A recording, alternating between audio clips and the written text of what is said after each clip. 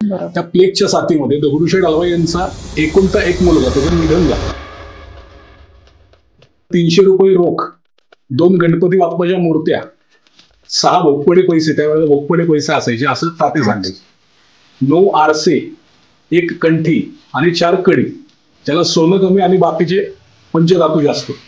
त्या अमृत महोत्सवची शेवटच्या दिवशीची म्हणजे विसर्जन मिरवणुकीत जी मूर्ती होती तिला तिच्या हाताला थोडासा धक्का लागला.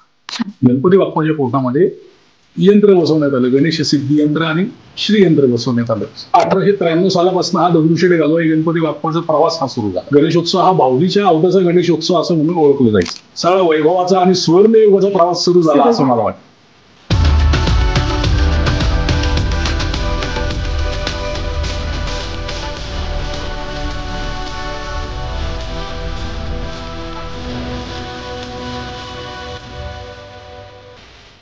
नमस्कार मंडळी, मी तृप्ती येवले पुन्हा एकदा तुमचं मनापासून स्वागत करते द ट्रू डीप टॉक या आपल्या चॅनलमध्ये. लवकरच आपल्या लाडक्या बाप्पाचं आगमन होणार आहे आणि त्याची उत्सुकता तर सगळीकडेच बघायला मिळते. आणि गणेश उत्सव म्हटलं की पुण्यातल्या दगडूशेठ हलवाई गणपतीची आठवण न काढणं हे अशक्यच. आणि म्हणूनच आज आपण त्या दैवी शक्तीबद्दल, सामाजिक योगदानाबद्दल गप्पा मारणार आहोत उत्सव प्रमुख आणि विश्वस्त अक्षय गोडसे यांच्यासोबत. नमस्कार दादा, तुमचं खूप खूप स्वागत आहे आपल्या आजच्या पॉडकास्ट मध्ये. जय गणेश. जय गणेश. आपल्या चॅनलचं खूप खूप मनापासून आभार मानतो. ट्रू डीप अत्यंत वेगळं नाव आहे आणि आगळी वेगळी मुलाखत होईल असं माझी गणपती बाप्पाच्या चरणी प्रार्थना आहे. खूप खूप धन्यवाद. तर आता पॉडकास्टला सुरुवात करतोय. आपण गणपती बाप्पा, गणेश उत्सव, मिरवणुका, बऱ्याच विषयांवरती गप्पा मारू, पण सुरुवात तुमच्यापासून करूयात असं मला वाटतं. आता विश्वस्त म्हणून जे आधी कार्यकर्ता ते विश्वस्त, हा प्रवास कसा झाला आणि आज कार्यकर्ता म्हणून काय मिस करता? कार्यकर्ता ते विश्वस्त म्हणजे कार्यकर्ता असताना साधारण म्हणजे सांगायचं झालं तर माझे आजोबा आणि ज्यांना आम्ही गुरु मानतो, आमच्या श्रीमंत दगडूशेठ हलवाई सार्वजनिक गणपती ट्रस्टचे संस्थापक अध्यक्ष आदरणीय तात्यासाहेब गोडसे, थोर गणपती म्हणून आपण ओळखतो, त्यांच्यापासून आणि त्यांचे वडील म्हणजे माझे पंजोबा बाबूराव गोडसे, अशी आमची ही चौथी पिढी गणपती बाप्पाच्या सेवेमध्ये. माझे पंजोबा बाबूराव गोडसे, आजोबा प्रतापराव गोडसे आणि वडील अशोकराव गोडसे आणि आता मी, 4ही पिढ्या गणपती बाप्पाच्या, जसं त्याच्या आरतीमध्ये आहे की चरणों में तेरे जीवन समर्पण, त्याच भावनेनं, त्या श्रद्धेनं, त्याच्याच कृपेनं, त्याच्याच आशीर्वादाने ह्या सगळ्या दगडूशेठ हलवाई गणपती बाप्पाच्या प्रवासात त्याच्या चरणी अर्पण झालेले आहोत. विश्वस्तपदी माझी निवड अशी झाली की माझ्या वडिलांचं 3 वर्षापूर्वी निधन झालं. त्यामुळे त्यांच्या जागी त्यांचा प्रतिनिधी म्हणून मला विश्वस्त म्हणून घेतलं. माझे वडील जवळजवळ 11-12 वर्ष ट्रस्टचे अध्यक्ष होते. त्याच्या अगोदर आजोबा 35 वर्ष ट्रस्टचे अध्यक्ष, संस्थापक अध्यक्ष होते. आणि माझे आजोबा दगडूशेठ हलवाई जे होते त्यांच्या पंच कमिटीमध्ये एक पंच होते. त्यावेळेला पंच कमिटी असायच्या, त्या कमिटीतले एक ते मेंबर होते. अशा पद्धतीनं आमचा एक गोडसे कुटुंबाचा हा प्रवास सुरू झाला गणपती बाप्पाच्या सेवेमध्ये. आणि आज तागायत चालू आणि पुढेही चालू राहू अशीच गणपती बाप्पाच्या चरणी ती प्रार्थना आहे. दगडूशेठ हलवाई गणपतीची स्थापना म्हणजे खूप मोठं कार्य आहे, तर कितव्या साली झाली? दगडूशेठ हलवाई गणपतीची स्थापना 1893 साली. तेव्हा घडलं असं की दगडूशेठ हलवाई आणि श्रीमती लक्ष्मीबाई दगडूशेठ हलवाई म्हणजे दगडूशेठ हलवाईंच्या सुविद्य पत्नी हे दत्त महाराजांचे अत्यंत निस्सीम भक्त होते. आणि त्यांचे गुरु आणि ज्यांना आम्ही सगळेच गुरु मानतो असे सद्गुरू माधवनाथ महाराज चित्रकूटचे. चित्रकूट हे मध्य प्रदेश आणि उत्तर प्रदेशच्या बाँड्रीवर येतं. तिथं चित्रकूटला त्यांचा जन्म झालेला आणि इंदोरमध्ये त्यांची समाधी आहे. त्यांचे आध्यात्मिक गुरु म्हणजे अगदी आपण दत्त सांप्रदायिकच त्यांना म्हणता येईल. माधवनाथ महाराजांनी त्यांचं मार्गदर्शन केलं, कारण की घडलं असं होतं की त्यावेळेला आपण पारतंत्र्यात होतो आणि प्लेगची साथ त्या वेळेला खूप मोठ्या प्रमाणात होती. त्या प्लेगच्या साथीमध्ये दगडूशेठ हलवाई यांचा एकुलता एक मुलगा त्याचं निधन झालं. आणि ते दोघंही पती पत्नी अत्यंत व्यथित झाले की आता करायचं काय. त्याच्यानंतर माधवनाथ महाराज त्यांच्या सांत्वनाला आले होते इंदोरवरनं. ते आल्यानंतर त्यांनी त्यांचं सांत्वन केलं आणि खचून जाऊ नका असं सांगितलं. त्या मुलाच्या आठवणीत तुम्ही असणं स्वाभाविक आहे, कारण की तुम्ही त्याचे आई वडील आहात. पण एक दत्त महाराजांचं आणि गणपती बाप्पाची एक मूर्ती स्थापन करा असा गुरु आदेश त्यांनी दिला. आणि त्या गुरु आदेशाला त्यांनी सर्वस्व मानून गणपती बाप्पाची आणि दत्त महाराजांची स्थापना केली. त्यामुळे 1893 सालापासून हा दगडूशेठ हलवाई गणपती बाप्पाचा प्रवास हा सुरू झाला. त्यावेळेला आपण पारतंत्र्यात होतो आणि लोकमान्य बाळ गंगाधर टिळक हे आपले स्वातंत्र्य चळवळीचे जनक होते.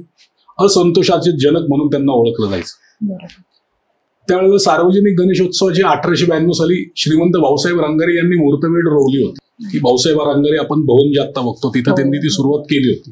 त्यावेळेला लोकमान्यांनी सगळ्यांना असं आवाहन केलं की तुम्ही सुद्धा सार्वजनिक गणेशोत्सव हा साजरा केला पाहिजे. सार्वजनिक गणेशोत्सवाची मूळ कल्पना म्हणजे लोक त्यावेळेला आपण पारतंत्र्यात होतो आणि लोक एकत्र येत नव्हती, एकत्र यायला घाबरत होती. ब्रिटिश राजवटी विरुद्ध लोकांनी एकत्र येऊन स्वातंत्र्याची मागणी केली पाहिजे असा लोकमान्यांचा अट्टहास होता आणि तो बरोबरच होता. त्याच्यानंतर सार्वजनिक गणेशोत्सव सुरू करा असं लोकमान्यांनी वृत्तपत्रामधनं आपण केसरी दैनिक जे आहे त्यातनं त्यांनी आवाहन केलं. आणि त्या आव्हानाला प्रतिसाद देत दगडूशेठ हलवाई असतील, मग भाऊसाहेब रांगारे असतील किंवा अजून त्यावेळेसचे सगळे सन्माननीय सगळे जे व्यक्ती होते त्यांनी आपापल्या ठिकाणी सार्वजनिक गणेशोत्सवाची सुरुवात केली.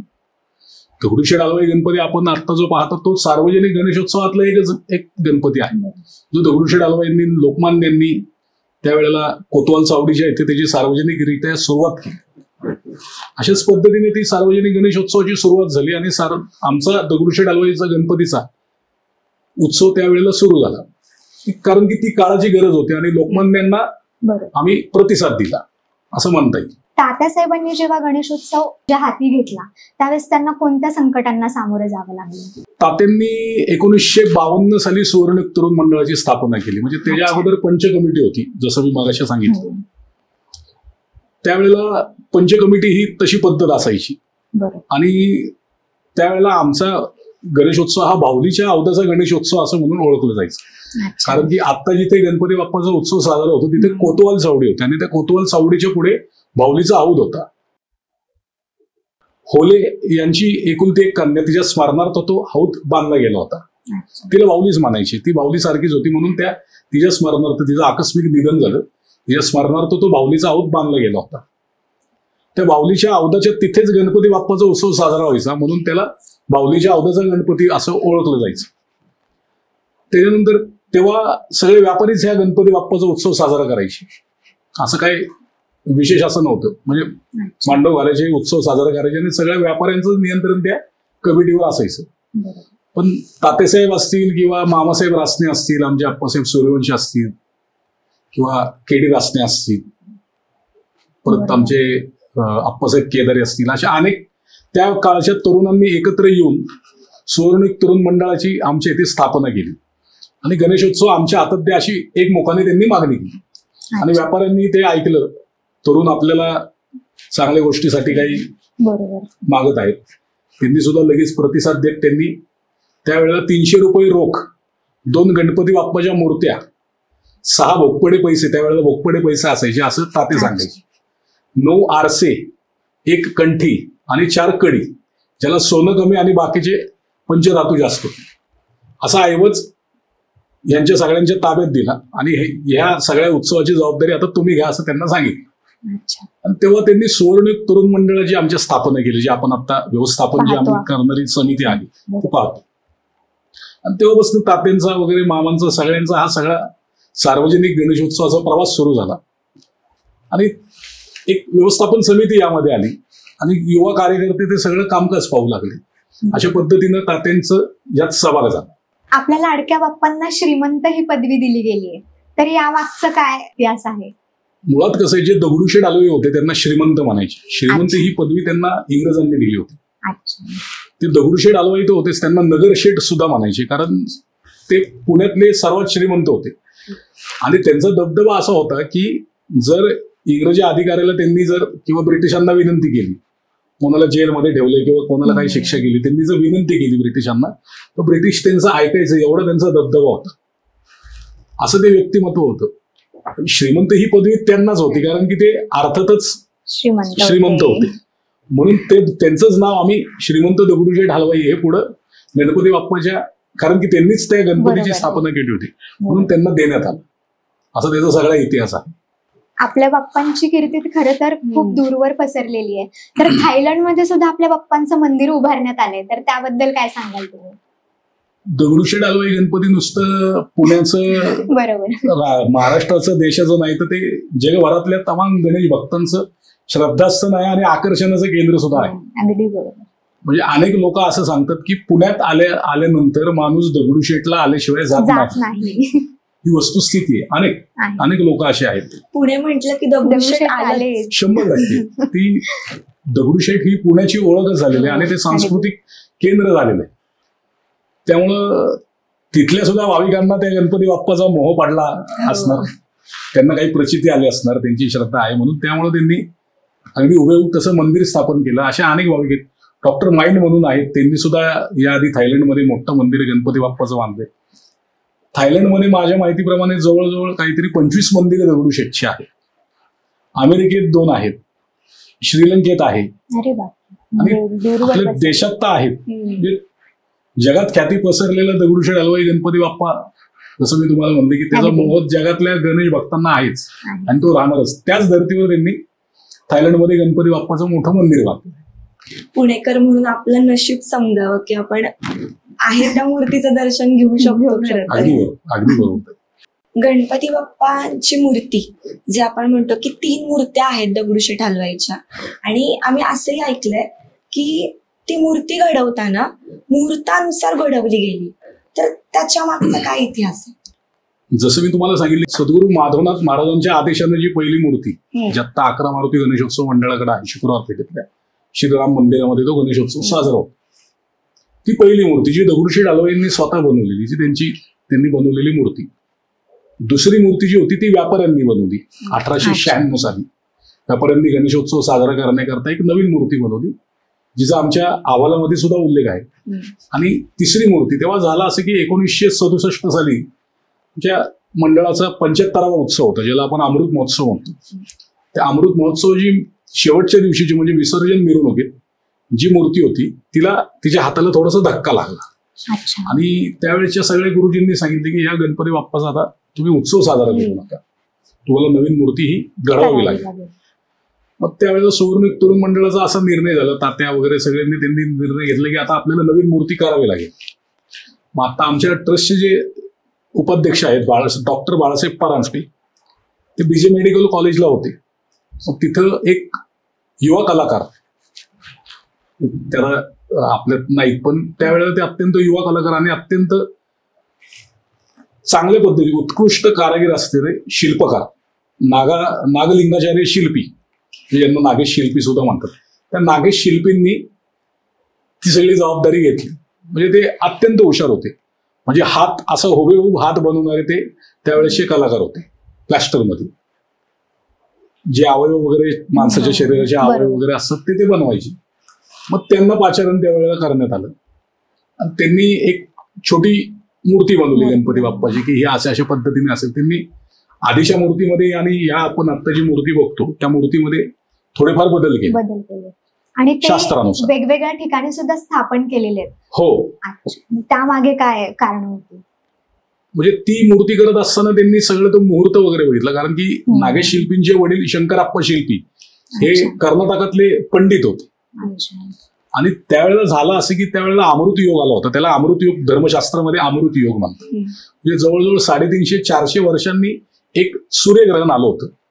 ज्या ग्रहणामध्ये जर आपण जसं आपल्या दक्षिण भारतामध्ये एक पद्धत प्रचलित आहे, म्हणजे मीनाक्षी अम्माचं मंदिर असेल मदुराईतलं किंवा तिरुपती बालाजींचं मंदिर असेल, आपल्या कोल्हापूरच्या अंबाबाई महालक्ष्मीचं मंदिर असेल, त्या मंदिरांमध्ये कोरीव यंत्र आहेत. आणि यंत्र हे आपल्या धर्मशास्त्रात एक सर्वोच्च त्याचं हे सांगितलेलं आहे, शास्त्र सांगितलेलं आहे. आपल्या यंत्रपूजनाची श्रीयंत्राची आपण कुंकुमार्चना असेल किंवा काय नामावलीने सहस्त्र नामावलीने आपण त्याची पूजन करतो, अशी ही आपलं धर्मशास्त्र पद्धत आहे, आपली परंपरा आहे. त्याच परंपरेला अनुसरून शंकराप्पांनी त्यावेळेला सगळ्या मंडळाच्या कार्यकर्त्यांना, तात्यांना वगैरे सगळ्यांना, मामांना असं सांगितलं की तुम्ही आता मूर्ती करताय, ही फार चांगली गोष्ट आहे, पण या 1968 साली एक अमृत योग येतोय जो 350-400 वर्षांनी येणार आहे. तर हे सगळे म्हणले की ते नेमकं काय असतं. त्यांनी ते सगळं समजून सांगितलं की ज्या गणपतीच्या मूर्तीमध्ये किंवा कुठल्याही देवी देवतांच्या मूर्तीमध्ये आपण यंत्र सिद्ध करून ठेवू शकतो. या सगळ्या योगामध्ये तो योग जर येणार असेल तर यंत्र सिद्ध करून त्याची प्राणप्रतिष्ठा करून ते ठेवण्यात येतं. तर यांनी होकार दिला. मग त्यांनी अशी अट ठेवली की हे यंत्र आपण ठेवतोय पण हे जर तुम्हाला सगळं पावित्र्य पाळावं लागेल. जसं जसं जेवढं तुम्ही पावित्र्य पाळताल त्याच्यावर जेवढे जेवढे धार्मिक विधी करताल तसं त्याची वाढत जाईल. आणि येणाऱ्या भाविक भक्तांची इच्छा हा गणपती बाप्पा पूर्ण करेल. त्याची प्रचिती आज आपण घेतोय. मग तसं ठरलं आणि त्याप्रमाणे गणपती बाप्पाच्या पोटामध्ये, जसं ही माहिती अनेक जणांना आहे किंवा नाहीये सुद्धा, गणपती बाप्पाच्या पोटामध्ये यंत्र बसवण्यात आलं. गणेश सिद्धी यंत्र आणि श्रीयंत्र बसवण्यात आलं. त्याच्यानंतर त्या गणपती बाप्पाची मागणं मूर्ती लेपून त्याची विधिवत जे आपल्या नाथ संप्रदायाचे किंवा दत्त संप्रदायाचे अत्यंत अधिकारी व्यक्ती होते गोळवणी महाराज. गोळवणी महाराजांच्या आस्ते 27 ऑगस्ट 1968 मंगळवार होता. त्यावेळेला गणेश चतुर्थी होती. संध्याकाळी 7 वाजता बरोबर गणपती बाप्पाची मिरवणूक आली. वाजत गाजत मिरवणूक आली जशी आता येते तशी. गणपती बाप्पाची तिथं उत्सव मंडपामध्ये प्राण प्रतिष्ठा करण्यात आली. ही खूप अभिमानाची गोष्ट आहे कारण की गोळवणी महाराज हे खूप मोठे अधिकारी व्यक्ती होते आणि आध्यात्मिक व्यक्ती होते. आणि आजपर्यंत त्या गणपती बाप्पाच्या उत्सव मूर्तीची म्हणा किंवा काही धार्मिक विधी असतील ते आमची तेव्हापासून परंपराच म्हणली की ही धार्मिक व्यक्तींच्याच हातनं होईल. अशा पद्धतीची एक परंपरा तिथे निर्माण झाली. आणि त्या गणपती बाप्पा जो आपण आता आज आपल्या डोळ्यांनी बघतो, ज्याची सगळ्या महाराष्ट्रात देशात जगात दगडूशेठ हलवाई गणपती बाप्पा म्हणून ओळख आहे. सर्वांग सुंदर असा, म्हणजे तो कुठल्याही बाजूने बघितलं तर त्याचे डोळे असे की आपल्याकडेच पाहताय असं आपल्याला वाटतं. आणि माणूस एकदा आलं की त्याच्याकडे परत परत आल्याशिवाय राहत नाही, असं त्याच्या प्रेमात पडतो. अशी गणपती बाप्पाची सर्वांग सुंदर मूर्ती 1968 साली घडली गेली. आणि तिथनं सगळा वैभवाचा आणि सुवर्णयुगाचा प्रवास सुरू झाला असं मला वाटतं. आपल्या 3 मूर्त्या आहेत गणपतींच्या, बरोबर? तर त्याच्यापैकी कोणती मूर्ती आहे की जिचं आपण विसर्जन करतो? आपल्या कुठल्याच मूर्तीचं आपण विसर्जन केलेलं नाही. एक मूर्ती जी मी तुम्हाला म्हणतो दगडूशेठ हलवाईंनी केलेली आहे ती सुद्धा अजून सुद्धा 11 मारुतीच्या मंदिरामध्ये तिथं आहे. ती तिथंच असते. तिथंच तिचा उत्सव साजरा होतो. ते मंडळ त्यांचा उत्सव करतो शुक्रवार पेठेत. दुसरी मूर्ती जी आहे ती आपली पिताश्री वृद्धाश्रम आणि बालसंगोपन केंद्र कोंडव्याला दगडूशेठ हलवाई गणपती ट्रस्टचा आहे. तिथे ती ठेवण्यात आलेली आहे. तिथं सुद्धा तिची रोजची पूजा, आरती, नैवेद्य, सगळे उपचार, षोडशोपचार तिथे यथासांग विधिवतपणे तिची पूजा रोजची केली जाते. आणि तिसरी जी मूर्ती आहे ती आपण आता जी आपलं मंदिर आहे दगडूशेठ हलवाई गणपती मंदिर, त्या मंदिरामध्ये आहे. विसर्जन हे उत्सव मूर्तीचं होतं कारण की उत्सव हा 10 दिवसाचा तो उत्सव असतो. त्याची मूर्ती वेगळी असते, ज्याला आपण पूजेची मूर्ती सुद्धा म्हणतो. त्या उत्सवाच्या मूर्तीचं विसर्जन होतं. आणि ह्या आपल्या इथं मोठ्या त्या मूर्तीचं विसर्जन होत नाही कारण आपल्या धर्मशास्त्रात उत्सव मूर्तीचं विसर्जन सांगितलेलं आहे. आणि ही कायमस्वरूपी मूर्ती आहे. चल आचल आपण प्राणप्रतिष्ठा करतो. अचल प्राणप्रतिष्ठा म्हणजे जिला आपण हलवणार नाही, आणि चल प्राणप्रतिष्ठा म्हणजे जिला आपण हलवतो सुद्धा. आपली महाराष्ट्राची जी कुलस्वामिनी आहे तुळजाभवानी, तिची सुद्धा मूर्ती हलवतात बघा. तिची ज्या वेळेला निद्रा असते नवरात्राच्या आधी किंवा वर्षातनं 3-4 वेळा आईसाहेबांची मूर्ती त्या पलंगावर झोपली जातात, पण तिचं विसर्जन नाही केलं. तशाच पद्धतीचं आपलं मुख्य मूर्तीचं विसर्जन न करता आम्ही उत्सव मूर्तीचं विसर्जन करतो. त्यामुळे 3 मूर्त्या आहेत अशाच कायमस्वरूपी आहेत. आपल्या बाप्पाची खरं तर अशी काय ताकद आहे की तो नवसाला पावतो, अशी ख्याती आहे असं लोकांचं म्हणणं आहे. दगडूशेठचं खरं तर हा प्रश्न त्या भाविकांनाच विचारला पाहिजे माझ्यापेक्षा, मला असं वाटतं. पण त्याची ताकद म्हणजे कसं आहे की जसं मी तुम्हाला सांगितलं की त्या मूर्तीचं वैशिष्ट्य असं आहे की त्याला बघूनच देहभान हरपून जातो. खरंच म्हणजे अनेक अनुभव, म्हणजे आम्हाला सुद्धा वैयक्तिक अनुभव आहे. आज मी त्याची बसून तुम्ही माझी मुलाखत घेताय ती ते गणपती बाप्पाचीच कृपा आणि त्याचीच प्रचिती आहे. त्याच्यामुळेच हे शक्य आहे माझ्यासारख्या कार्यकर्त्याला. हाच अनुभव आहे आणि तीच त्याची ताकद आहे की म्हणजे तात्या असतील, मामा असतील, आम्हाला नेहमी सांगायचे की आम्ही कोणी नव्हतो. अगदी आम्ही रस्त्यावर बसून काही व्यवसाय करत होतो, पण आमच्या गणपतीमुळे आम्हाला देशाच्या राष्ट्रपती शेजारी, पंतप्रधाना शेजारी, राज्याच्या मुख्यमंत्री शेजारी बसायची संधी झाली. ही सगळी किमया त्या दगडूशेठ हलवाई गणपती बाप्पांनी घडवली. हे वाक्य ते नेहमी सांगायचे आणि त्याच संस्कारातनं आम्ही सुद्धा घडलो. आणि ते गणपती बाप्पाची ताकद म्हणजे म्हणलं ना जसं ते आकर्षणाचं केंद्र आहे. आलं की त्या माणसाला तो खेचूनच घेतो आणि त्याचं देहभान हरपून जातो आणि तो त्याच्या प्रेमातच पडतो. आणि तो नंतर सारखा सारखा आल्याशिवाय, जसा पंढरपूरचा पांडुरंग आहे, तिरुपती बालाजी आहे, तशीच या गणपती बाप्पाच्या मूर्तीचं ते वैशिष्ट्य आहे असं म्हणावं लागेल. बरोबर. श्री गणेशांचं देवी वल्लभासोबत लग्न लावलं जातं, तर ती काय गोष्ट आहे? कारण ही गोष्ट खूप कमी जणांना माहिती माहिती आहे, तर त्याविषयी आम्हाला ऐकायचं. आपल्या धर्मशास्त्रामध्ये किंवा मुद्गल पुराण असेल, गणेश पुराणामध्ये असेल, गणेश परिवार देवता सांगितलेल्या आहेत. हो. गणेश परिवार देवता म्हणजे काय, वल्लभा म्हणजे कोण किंवा वल्लभेश म्हणजे कोण, हे सगळं म्हणजे त्याचं सगळी माहिती त्याची मुद्गल पुराणात डिटेल्समध्ये आहे, म्हणजे सगळे आहे. सिद्धी आणि बुद्धी म्हणजे महासिद्धी आणि महाबुद्धी या गणेश पत्नी आहेत किंवा गणपती बाप्पाच्या त्या शक्ती आहेत. आणि लक्ष आणि लाभ हे गणेश पुत्र आहेत. तर सिद्धी बुद्धी आणि गणेशाचे ते परिवार आहेत. आणि नग्न भैरव या सगळ्या देवता, जे सर्वाध्य क्षेत्र आपण गणपती बाप्पाचं ज्याला म्हणतो मोरगावला आहे, त्या मोरगावच्या धर्तीवरच गणेश भक्तांना त्याची अनुभूती व्हावी किंवा त्याची माहिती मिळावी आणि त्यांचं दर्शन आपल्या दगडूशेठ हलवाई गणपती मंदिरामध्ये व्हावं म्हणून 2020 साली आपल्या मंदिरामध्ये सुद्धा जानेवारी महिन्यात नग्न भैरव, सिद्धी बुद्धी माता आणि लक्ष लाभांचं स्थापना करण्यात आली. आता सिद्धी बुद्धी माता आल्या म्हणजे पत्नी आल्या तर त्यांचे लग्नाचा विवाह सोहळा आलाच. बरोबर. आणि वल्लभेश ज्याला आपण म्हणतो की चैत्रशुद्ध प्रतिपदेला, या आपण हिंदू संस्कृतीमध्ये असं मानतो की चैत्रशुद्ध प्रतिपदा म्हणजे ब्रह्मांडाची निर्मिती त्या दिवशी झाली. आणि द्वितीय म्हणजे त्या दिवशीच वल्लभा आणि महागणपती हे प्रकट झाले आणि त्यांनी या सृष्टीची निर्मिती केली असं मुद्गल पुराणात म्हटलेलं आहे. मग द्वितीयेच्या दिवशी त्यांचा विवाह झाला म्हणून चैत्रशुद्ध द्वितीयेला आपल्या गणपती मंदिरामध्ये मुद्गल पुराणाच्या सगळ्या त्या माहितीनुसार, शास्त्रानुसार, गणेश पुराणानुसार एक विवाह सोहळा आयोजित केला जातो.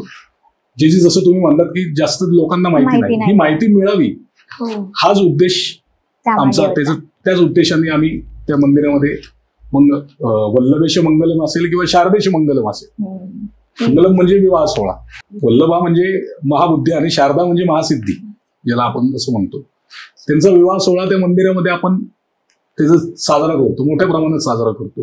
भाविकांच्या उपस्थितीत मंगलाष्टका म्हणून व्यवस्थित विधिवत आपण गणपती बाप्पाचा आणि सिद्धी बुद्धी मातेचा लग्न सोहळा करतो की जेणेकरून एक आनंदोत्सव निर्माण व्हावा. तीच भावना. शारदा म्हणजे जसं सांगितलं की शारदेश मंगलम हा अक्षय तृतीयेच्या दिवशी असतो.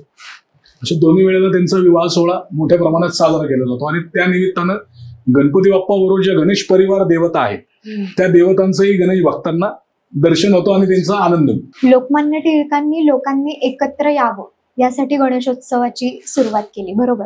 तर आज कुठेतरी हे चित्र बदलताना दिसतंय का, असं वाटतं का तुम्हाला? चांगला प्रश्न विचारला तुम्ही खरंच. लोकमान्यांनी ज्या उदात्त हेतूने सार्वजनिक गणेशोत्सव सुरू केला असता तो कुठंतरी हेतू हरपत चाललाय ही जाणवते माझ्यासारख्या कार्यकर्त्याच्या मनात खंत आहे. मला कोणावर टीका नाही करायची, पण गणेशोत्सव आपण कशाकरता साजरा करतो आणि कशाकरता साजरा केला पाहिजे हे कळालं. याचं आत्मचिंतन प्रत्येक मंडळाच्या प्रत्येक कार्यकर्त्यांनी करावं असं मला वाटतं. कारण की सार्वजनिक गणेशोत्सव हा खरंच खूप मोठा आहे. म्हणजे मी लोकमान्यांना, भाऊसाहेब रंगारे असतील, दगडूशेठ हलवाई असतील किंवा या गणेशोत्सवात काम केलेले सगळे हाडाचे कार्यकर्ते, मग तात्यासाहेब गोडसे असतील, वसंतराव थोरात असतील, मामासाहेब रासने असतील, जयंतराव साळगावकर असतील, हे सगळे त्यांना खरंच म्हणजे एक सॅल्यूट आपण म्हणलं पाहिजे. हे या गणेशोत्सवामुळे सगळी ही लोक घडली. अनेक कार्यकर्ते असे ज्यांची नावं सुद्धा आपल्याला माहिती नाहीत, अनेक मंडळ आहेत की जी चांगल्या पद्धतीने साजरा करतात गणेशोत्सव. पण आजकाल कसं झालं की उत्सवाचा इव्हेंट व्हायला लागलाय आणि प्रत्येक गोष्टीमध्ये नवीन आलेले कार्यकर्ता इव्हेंट कसा करता येईल त्याच्यामुळे जो पारंपरिकपणा तो हरपत चालला, कुठेतरी कमी होत चालला. तो कमी होऊन न देता आपला गणेशोत्सव जास्तीत जास्त चांगल्या पद्धतीचा आणि लोकांकरता एक साधा प्रश्न की ज्या भागात तुम्ही गणेशोत्सव साजरा करता त्या भागातल्या लोकांना तुम्ही विचारा की आम्ही ज्या पद्धतीने गणेशोत्सव साजरा करतो हा खरंच तुम्हाला आवडतो का, हा तुम्हाला अपेक्षित आहे का, किंवा लोकमान्यांना हा अपेक्षित होता का, हा प्रश्न तिथल्या नागरिकांना विचारा. एक तुम्ही बघितलं का आजकाल सोसायट्यांमध्ये जो गणेशोत्सव होतो तो सुद्धा अत्यंत चांगल्या पद्धतीने केला जातो. म्हणजे तिथं स्पीकरच्या भिंती लावून दारू पिऊन कर्कशच्या आवाजात तिथं कोणी नाचत नसतं, नाही. ते नाचलंही नाही पाहिजे. म्हणजे कुठेतरी आपली पारंपरिक संस्कृती पद्धत जी म्हणतो आपण साजरी करण्याची गणेशोत्सव ती कमी पडत चालली आणि वेगळंच काहीतरी सुरू झालं असं झालं. नक्कीच बऱ्याचशा मोठ्या प्रमाणात तसंच होते, कारण की पंढरपूरची वारी आणि गणेशोत्सव महाराष्ट्राला लाभलेली ही सांस्कृतिक खूप मोठी भव्य दिव्य परंपरा आहे आणि हा महाराष्ट्राचा सांस्कृतिक ठेवा आहे. साधं मी तुम्हाला उदाहरण देतो की वारीमध्ये कितीतरी हजारो कोटी रुपयाची उलाढाल होते. बरोबर. अनेक म्हणजे जे छोटे छोटे जे धंदे करतात, म्हणजे मग खायचे प्यायचे स्टॉल असतील, फुलाचे असतील, त्यांना खूप मोठ्या प्रमाणात त्यावेळेला रोजगार मिळतो. तसंच गणेशोत्सवाचं सुद्धा आहे. गणेशोत्सवामुळे किती लोकांना रोजगार मिळतो याचा कोणी विचार सुद्धा करत नाही. बरोबर. तर आम्ही गणेशोत्सवाचा कार्यकर्ता असल्यामुळे आम्ही ह्या सगळ्या गोष्टी लहानपणापासून जवळनं बघितल्यात. मग मांडववाला असेल, ढोल ताशावाला असेल, फुलवाला असेल, पेढेवाला असेल, पुण्याच्या रविवार पेठेत बघितलं किंवा मुंबईच्या सगळ्या त्या लालबाग वगैरे त्या दादरच्या मार्केटमध्ये बघितलं किंवा शहरात कुठल्याही शहराच्या कुठल्याही तुम्ही मार्केटमध्ये जा गणेशोत्सवाच्या आधी, त्या मार्केटमधली उलाढाल तुम्ही कुठल्याही व्यापाऱ्याला विचारा. ही होते कशामुळे? गणेशोत्सवामुळेच होते ना. बरोबर. गणेशोत्सव हा किती लोकांचं पोट भरतो याचा सुद्धा विचार केला पाहिजे. गणेशोत्सवाच्या माध्यमातून नेमकं चांगल्या चांगल्या काही गोष्टी होती. गणेशोत्सव हा चांगलाच आहे. सार्वजनिक गणेशोत्सवाच्या माध्यमातून आजपर्यंत अनेक चांगल्या गोष्टी झालेल्या आहेत ना, खूप चांगल्या गोष्टी झाल्या. नुसतं आपण चुकीचं काय झालं तिथं लक्ष न देता चांगल्या सुद्धा गोष्टी अनेक झालेल्या आहेत. आज हलते देखावे असतात, त्यामध्ये अनेक कलाकार आहेत महाराष्ट्रात की जे सार्वजनिक गणेशोत्सवात पुढे आलेले आहेत, की ज्यांनी पहिला आपला परफॉर्मन्स तो गणेशोत्सवाच्या व्यासपीठावर गेला, तो कुठल्या तरी गणपती मंडळाच्या व्यासपीठावर गेला. पद्धती वेगवेगळ्या असतील. कोकणातला गणेशोत्सव वेगळ्या पद्धतीने साजरा होतो, आपल्या पश्चिम महाराष्ट्रात वेगळा होतो, वर्षा भागात नाशिक वगैरे त्या साईडला वेगळा होतो, विदर्भात मराठवाड्यात वेगळा होतो. पण त्याचं मुख्य केंद्र जे असतं ते गणपती बाप्पा असतो. आबालवृद्धांचा लाडका गणपती बाप्पा आपण रस्त्यावर, लोकमान्यांनी ज्या उदत्त हेतून मी जसं म्हणलं की घरातला गणपती रस्त्यावर आणला, त्यांचं काहीतरी प्रयोजन, त्यांचं काहीतरी नियोजन, त्यांची काहीतरी दूरदृष्टी असणार, कारण तिथे लोकमान्य टिळक होते. बरोबर. आज लोकमान्यांनी सार्वजनिकरित्या हा गणेशोत्सव सार्वजनिक म्हणजे केलाच नसता तर माझ्यासारख्या कार्यकर्त्यांना कोणी विचारलंच नसतं, अशी सुद्धा परिस्थिती आहे. सार्वजनिक गणेशोत्सवाचे खूप प्लस पॉईंट आहे, ते सुद्धा पुढे आले पाहिजेत असं मला वाटतं. बरोबर. म्हणजे गणेशोत्सव जो आपण बघतो फक्त मजा म्हणून किंवा देवाचं दर्शन घ्यायचंय, पण त्याच्या मागे पण इतक्या गोष्टी असतात की रोजगार आला, कितीतरी कलाकारांना वाव मिळतो, बऱ्याचशा गोष्टी आहेत. तसंच गणेशोत्सवाची तयारी ही 1-2 महिने आधी किंवा आधीच होत असेल असं मला वाटतंय. तर त्याची तयारी कशी सुरू होते? साधारण एक गुढीपाडव्यानंतर आमचं ठरतं की कुठलं मंदिर करायचं. दगडूशेठच्या या गणेशोत्सवाला वैभवशाली सजावटीची अनेक वर्षांची परंपरा आहे. जवळजवळ 45-50 वर्षाची परंपरा आहे.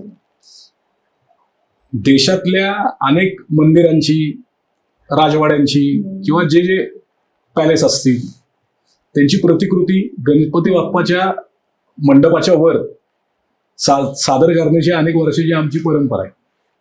त्याचं कारण काय, तर त्यावेळेला अशी परिस्थिती होती की आता आपलं सोशल मीडिया आलं, सगळं आलं. आज आपण मोबाईलवर एक क्लिक केल्यानंतर कुठलेही फोटो डाउनलोड करू शकतो किंवा आपण लगेच व्हिडिओ बघू शकतो. इंस्टाग्राम असेल, फेसबुक असेल किंवा माध्यमं वाढली, प्रसाराची माध्यमं वाढली, प्रिंट मीडिया असेल किंवा इलेक्ट्रॉनिक मीडिया, हे सगळं वाढलं. त्यावेळेला फक्त पेपर होते.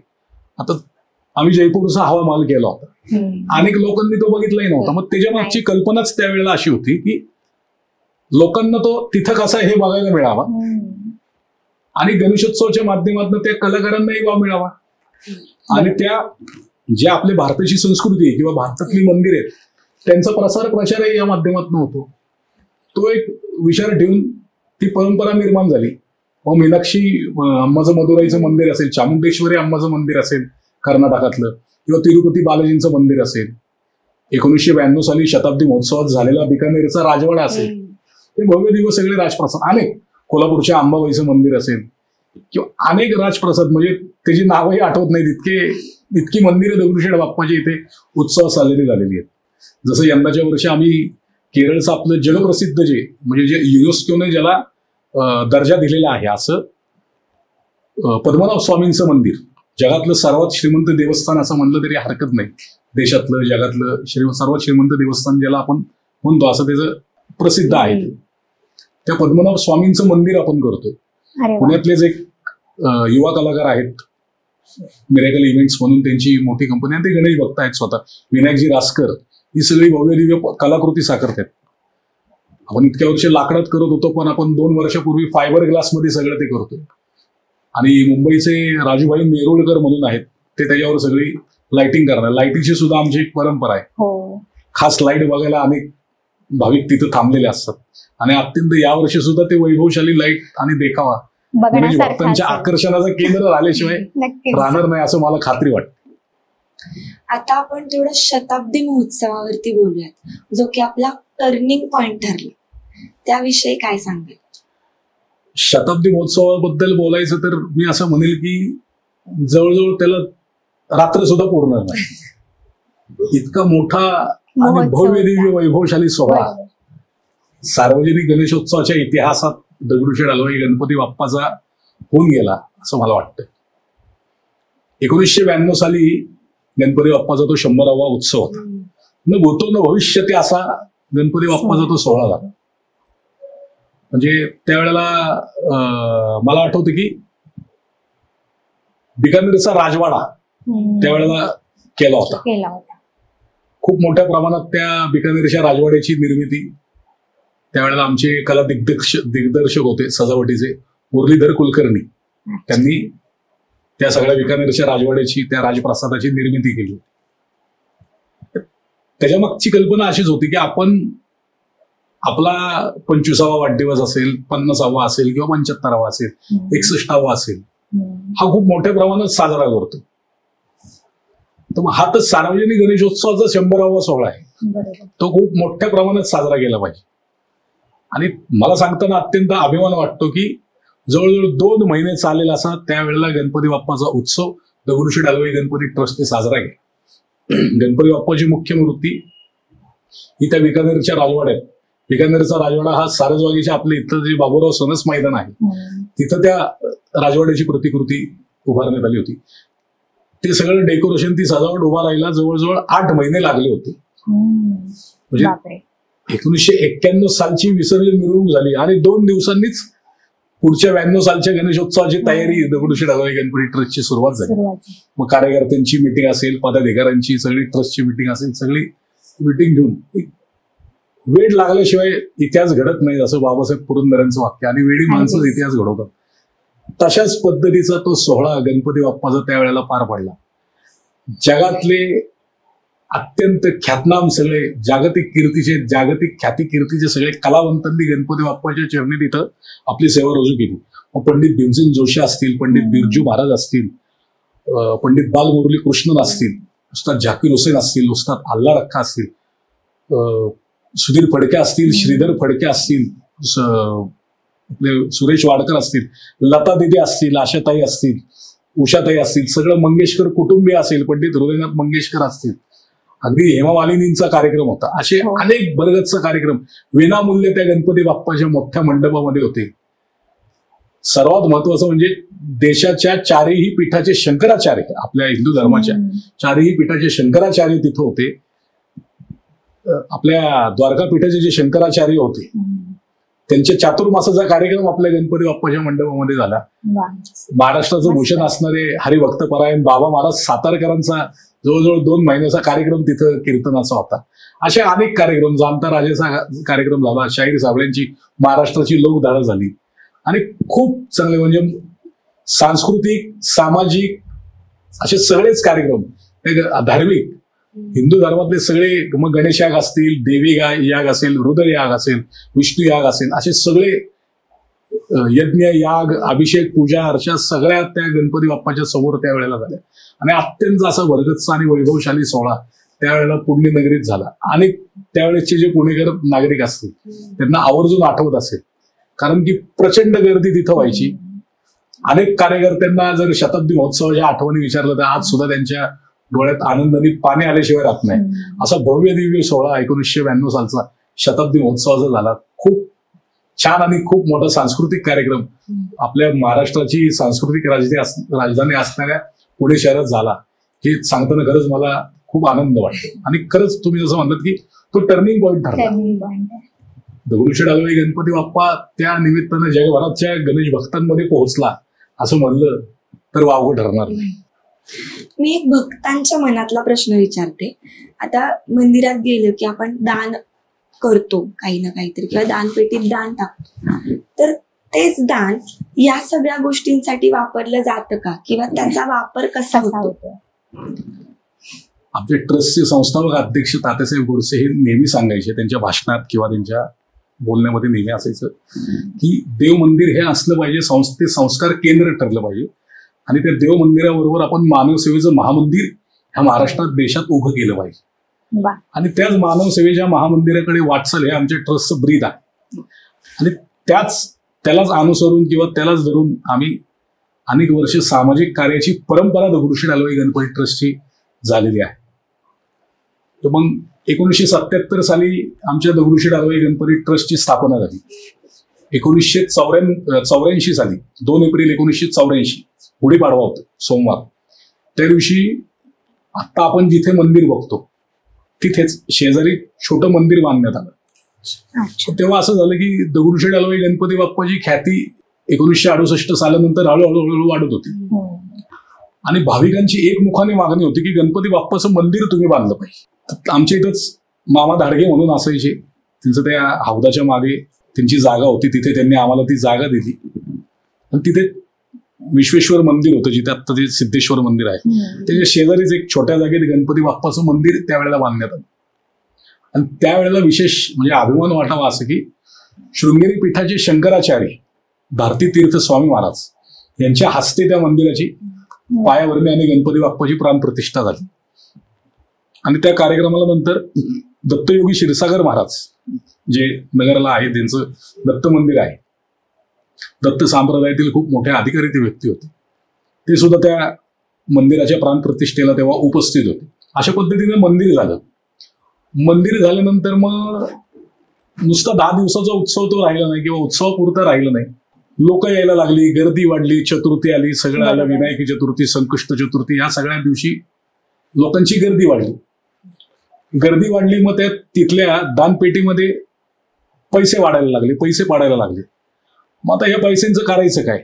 गणेशोत्सव साजरा करून सुद्धा अनेक पैसे त्यावेळेला राहतील अशी परिस्थिती होती. भाविक भक्तांच्या श्रद्धेय दान देणगीतून हे सगळं सुरू झालं. पण त्यावेळेला दगडूशेठ हलवाई गणपती ट्रस्टने म्हणजे तात्या, मामा, दोन्ही आप्पा सगळ्यांनी असा निर्णय घेतला की आपण काहीतरी समाजाचं देणं लागतो. जसं मी तुम्हाला म्हणलं की मानव सेवेचं महामंदिर असं तात्या नेहमी म्हणायचे, त्याच उक्तीला अनुसरून त्यांनी असा विचार केला की आपण ज्या भागात राहतो, ज्या बुधवार पेठेमध्ये आपलं गणपती बाप्पाचं मंदिर आहे, तिथेच पलीकडे देवदासींची मोठी वस्ती आहे. नैसर्गिकरित्या त्यातनं त्यांना मुलं सुद्धा होतात, त्या सगळ्या माता वगैरे. त्या मुलांचा त्याच्यात काय दोष? मग त्या जवळजवळ 100 मुला-मुलींचं पालकत्व दगडूशेठ हलवाई गणपती ट्रस्टने स्वीकारलं. आणि 1985 साली कोंढवाच्या भाग्योदय नगरला मी बालसंगोपन केंद्राची निर्मिती केली. आणि 60 मुली आणि 40 मुलं त्यांचं पालकत्व स्वीकारलं. त्यांच्या सगळ्या आयांच्या जाऊन त्यांचं काउन्सिलिंग केलं, त्यांना समजून सांगितलं की कशा पद्धतीने हे तुमचं मूल, आज तुमचं मूल आहे, तुमचं मूल पुढे जाऊन काय होणार, याचं भवितव्य काय, याचं भविष्य काय, मग त्याचं कोणीतरी पालकत्व स्वीकारलं पाहिजे. मग त्यांनी सुद्धा ते मानलं आणि त्यांनी गणपती बाप्पाला एक स्वतःचं आई वडील मानून त्यांनी ती ही मुलं दगडूशेठ हलवाई गणपती ट्रस्टच्या ताब्यात दिली. वयाच्या 7व्या वर्षी आम्ही ती मुलं दत्तक घेतो आणि 21व्या वर्षापर्यंत त्यांचं पालकत्व स्वीकारतो. त्याच्यामध्ये त्यांना संस्कार देतो, त्यांच्या शैक्षणिक ज्या गरजा आहेत त्या पुरवल्या जातात. त्यांना रोजचं 2 वेळेचं जेवण, त्यांना सगळं गणवेश वगैरे जे काही महत्वाचं असतं शालेय शिक्षणाच्या दृष्टिकोनातून. आणि पुढे जर त्याला शिकायचं असेल तर त्याची सुद्धा दगडूशेठ हलवाई गणपती ट्रस्ट जबाबदारी घेते. आणि सर्वात महत्वाची गोष्ट त्याच्यामध्ये की ज्यांना आपण अनाथांची माय म्हणतो, महाराष्ट्र भूषण, पद्मभूषण सिंधुताई सपकाळ यांची कन्या, माझी भगिनी, माझी मोठी बहीण ममताताई ती सुद्धा आमच्या संगोपन केंद्रात होती. अरे वा. हे सांगताना मला खरंच अभिमान वाटतो. आणि त्यात सगळं सिंधुताईंचा सगळा वारसा, सगळा परंपरा, त्यांचं कार्य, सामाजिक कार्य खूप मोठं आहे. ते कार्य त्या ममताताई पुढे नेत आहेत आणि त्या सुद्धा आमच्या बालसंगोपन केंद्रात होत्या. त्या सुद्धा तिथे शिकल्या, अत्यंत त्यांच्या पायावर उभ्या राहिल्या आणि सगळं आता माईंचं सगळं ते पाहत आहेत. अशा पद्धतीने ती सामाजिक कार्याची सुरुवात आमची सुरू झाली. बालसंगोपन केंद्र असेल, वीटभट्टी कामगारांसाठी सेगर रोडला घरं बांधणं असेल, म्हणजे त्यावेळेला कल्पना अशी होती दगडूशेठ हलवाई गणपती ट्रस्टची की आपण जे घरात राहतो ते विटा कोणी ना कोणीतरी बनवत असतं, मग त्यांच्या घराचं काय. अशा त्या विचारातनं गणपती नगर वीटभट्टी कामगारांसाठी 100 वीटभट्टी कामगारांना त्यावेळेला घरं बांधून देण्यात आली. अँब्युलन्स प्रकल्प आम्ही सुरू केला सुवर्णयुग तरुण मंडळाच्या माध्यमातून, शिवजयंतीच्या माध्यमातून. अँब्युलन्स आता आमच्याकडे जवळजवळ 13 अँब्युलन्स आहेत. त्यातली एक नेत्र तपासणीला असते, एक दंत तपासणीला असते आणि सर्वात महत्वाची गोष्ट म्हणजे पुणे आणि पिंपरी चिंचवड सारख्या मोठ्या शहरांमध्ये आम्ही ही मोफत सुविधा आणि 24 तास देतो. 24 तास आणि मोफत देणारी संस्था एकमेव दगडूशेठ हलवाई गणपती ट्रस्ट आहे. आणि ह्या दोन्ही शहरांच्या बाहेर जर तुम्हाला कुठला रुग्ण न्यायचा असेल तर फक्त डिझेल भरायचं आणि तुमचं तुम्ही घेऊन जायचं.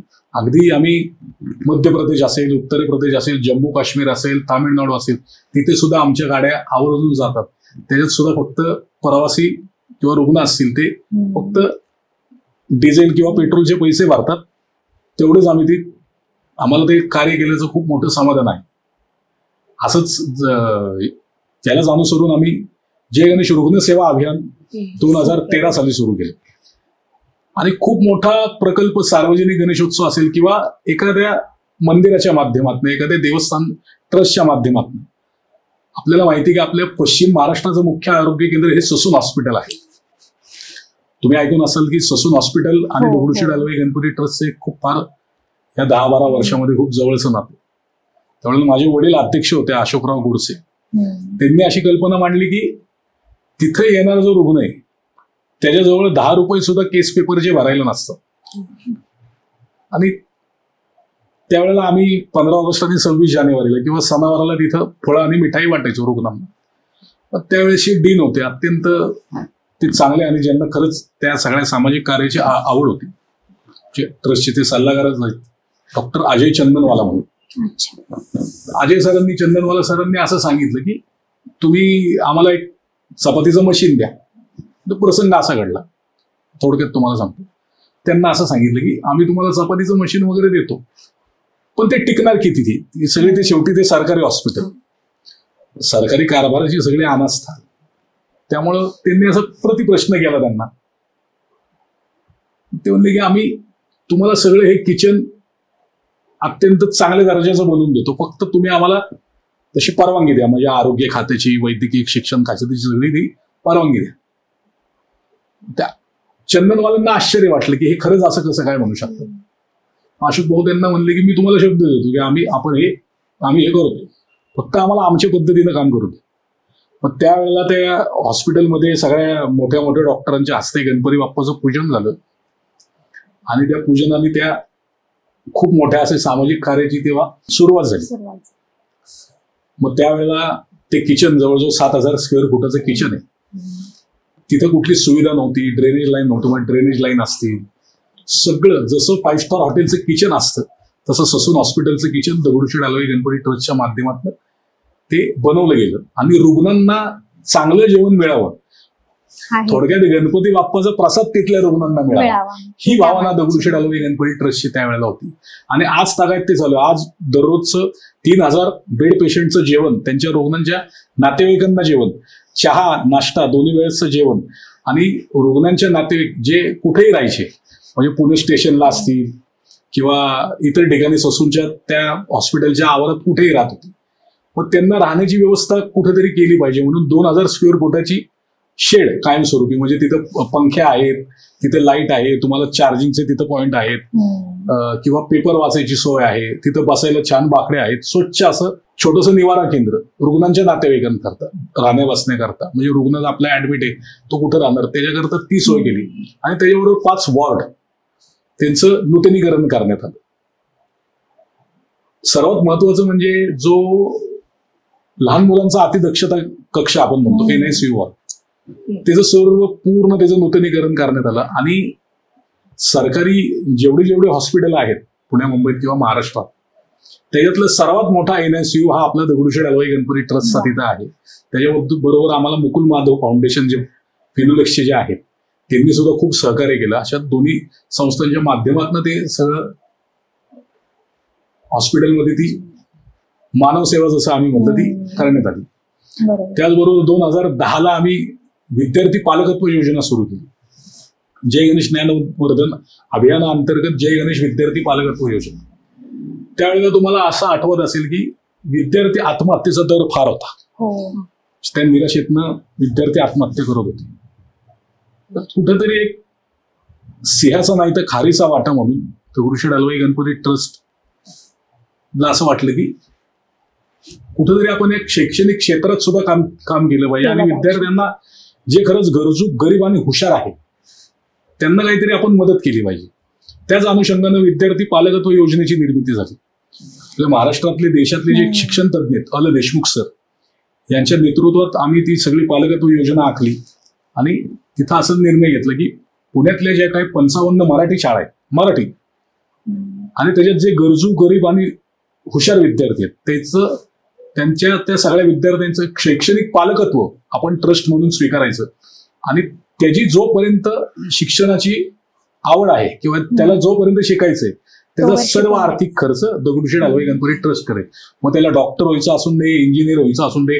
मी अभिमानाने सांगतो की आमच्या पालकत्व योजनेतला समाधान कांबळे हा विद्यार्थी ज्याचे वडील स्वारगेटला चहाची गाडी लावतात, तो आता इस्रोमध्ये सायंटिस्ट म्हणून आहे.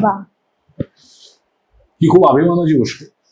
तो आमच्या पालकत्व योजनेतला विद्यार्थी. अशा अनेक विद्यार्थी आहेत की ज्यांनी दगडूशेठ हलवाई गणपती ट्रस्टच्या या पालकत्व योजनेचा लाभ घेतला आणि ते मोठे झाले आणि अजून सुद्धा ती पालकत्व योजना चालू आहे. त्या पालकत्व योजनेचं उद्घाटनच सिंधुताईंच्या हस्ते तेव्हा आम्ही केलं होतं रमण बागशाळेवर. पालकत्व योजना असेल, जय गणेश रुग्णसेवा अभियान असेल, जय गणेश आमचं ग्रामसेवा अभियान असेल. पिंगोरी गाव आहे आपल्या जेजुरीच्या पाठीमागे, जेजुरी आणि कडेपठारच्या पाठीमागे. त्या ग्रामस्थांनी आमच्या ट्रस्टला अशी विनंती केली होती की तिथे 72 सालामध्ये 1972च्या साली बांधलेलं एक छोटं धरण आहे, छोटं तलाव, धरणच बांधता येईल. आणि त्या धरणामुळे आजूबाजूच्या 10 गावांना प्यायच्या पाण्याच्या किंवा जनावरांना, माणसांना, सगळ्यांना पिण्याच्या पाण्याची सोय होती. पण ते धरण सगळं गाळाने भरलं होतं. तर त्यांनी आम्हाला तसं पत्र दिलं होतं की आम्हाला ते थोडीफार मदत करा. मग तसंच ठरल्यानुसार सगळ्या आमच्या विश्वस्त मंडळांनी त्याची पाहणी केली आणि ग्रामस्थांना विनंती केली की आम्ही सगळ्याचा सगळा गाळ काढून देऊ. मग त्यावेळेला 2013 साली त्या धरणातला सगळा गाळ काढण्यात आला. आजूबाजूच्या ज्या विहिरी होत्या, सगळे ओढे नाले होते, त्यातला सगळा गाळ काढण्यात आला. काही विहिरींचं आम्ही नव्याने बांधणी केली कारण की ती गरज होती. त्या गाळा काढण्याबरोबर विशेष म्हणजे सांगायला आश्चर्य वाटेल, ही कुठली मी अंधश्रद्धा पसरवत नाही, 2013ला 11, 12, 13 बऱ्यापैकी पाऊस कमी होता. 13ला तो दुष्काळ पडला होता. त्याच्यात आम्ही सगळं ते काम केलं. आणि तुम्हाला खोटं वाटेल की त्या आमचं गणपती उत्सवाच्या आधी तो सगळा गाळा काढून झाला होता. गणपती उत्सवाची शेवटच्या दिवशीची मिरवणूक 2013ची प्रचंड पाऊस होता. विसर्जन मिरवणुकीतच पाऊस पडला होता आणि त्या विसर्जन मिरवणुकीत त्या गावातल्या लोकांचा आम्हाला फोन आला की आपलं धरण पूर्ण भरलंय आणि भरून ते वाहतंय. म्हणजे गणपती बाप्पाची आशीर्वाद कसा आहे बघा की त्यांनी असं सांगितलं की 10 दिवस म्हणजे गणेश चतुर्थी ते अनंत चतुर्दशी या गणेशोत्सवाच्या दरम्यान खूप मोठा पाऊस इथं झाला. आम्ही कधी बघितला नाही असं पाऊस आम्ही तिथं बघितला. दुष्काळी भागात पाऊस झाला. मी अगदी खरं सांगतो. ते सगळं डोंगराच्या मध्ये ते धरण आहे, त्यामुळे ते धरण भरलं. धरण भरून ओढे नाले सगळे ते आजूबाजूचे सगळं भरून खळखळून वाहत होते. मग आम्ही नंतर 15 दिवसांनी नवरात्रामध्ये त्याचं ते जलपूजन केलं आणि त्यांचं ते पाणी त्यांना इतके ते ग्रामस्थ खुश झाले की आज सुद्धा त्यांना पिण्याच्या पाण्याची, जनावर असतील त्यांना चाऱ्याची वगैरे खूप चांगली व्यवस्था त्या माध्यमातून झाली. म्हणजे हे झालं पाहिजे, हे महत्वाचं आहे. मुळात कसं आहे की गणपती ही 14 विद्या आणि 64 कलांची देवता आहे. ह्या सगळ्या ह्या कलाच आहेत शेवटी. बरोबर. मानवसेवा असेल किंवा जसं मी एक गोष्ट सांगायचं विसरलो की आमचा संगीत महोत्सव असतो गुढीपाडवा ते रामनवमी, मंदिराच्या वर्धापन दिनानिमित्त ही संगीत सेवा आहे. देशातले जगातले अनेक ख्यातनाम सगळे कलावंत त्या तिथं त्या संगीत महोत्सवात येतात आणि मोफत विनामूल्य.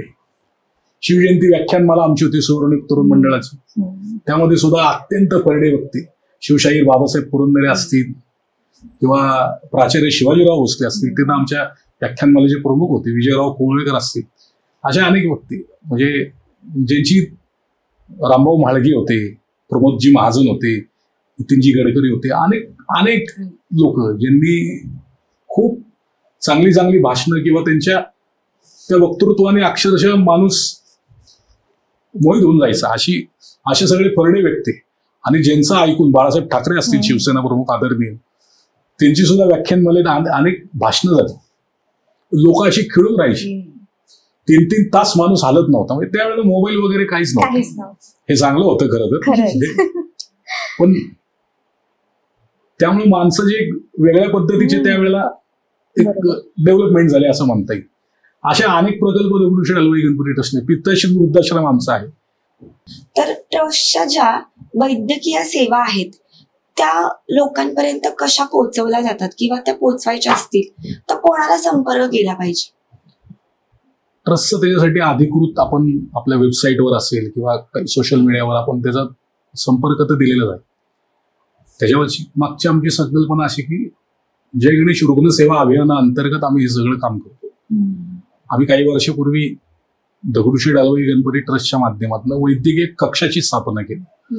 कारण की अनेक वर्ष जसं आमची ही वैद्यकीय सेवेची सुरुवात कुठनं झाली तर सुवर्णिक तरुण मंडळाच्या माध्यमातून शिवजयंतीच्या वर्गणीतून थोडासा उत्सव महोत्सव बाजूला ठेवून त्यावेळेसच्या सगळ्या कार्यकर्त्यांनी पदाधिकाऱ्यांनी असं ठरवलं की आपण ॲम्ब्युलन्स, जसं मी मगाशी सांगितलं की ॲम्ब्युलन्स एक घ्यायची आणि या माध्यमातून गरजू रुग्णांना आपल्या सेवा द्यायची.